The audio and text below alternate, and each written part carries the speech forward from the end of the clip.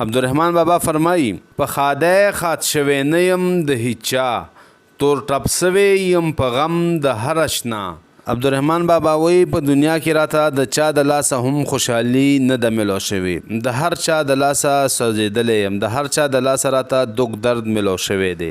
که زه تمه توقع له بله نه کړم د بل تمه توقع کیږي له ما.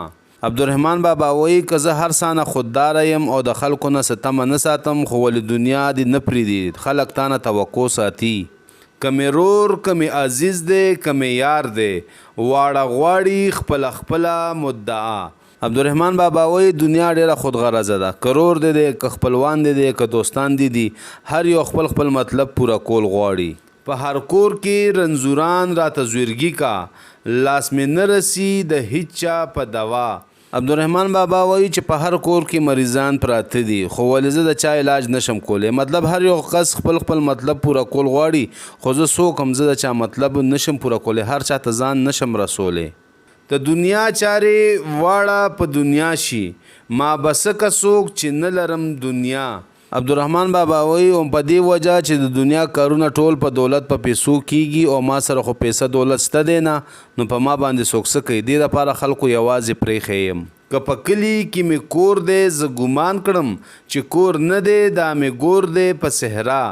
عبدالرحمن بابا وایي چونکې ما سره پیسه دولت نشته زه د چا په کار نشم راتلی، نو د دې په وجه باندې زه هر چا په یوازې پرېښی یم.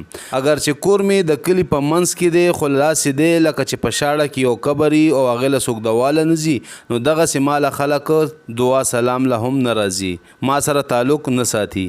چې د نه پرې څه پوره وي نه نیمګړې څوک به څه کا له هغه سره خندا.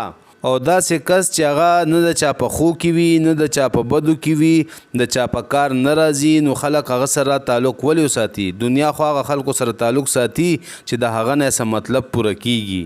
چې ښه توخه و بله سره نشي تر هغه اشنا بهتر دی نا آشنا. او داسې دوستان چې هغه یو بل په کار نه راځي د یو بل مرسته نه کوي، نو د داسې دوستانو نه دوستان ښه دي. په توده ځمکه استوګنه د مشکله څه به زیږ شي د رحمان سره د چا.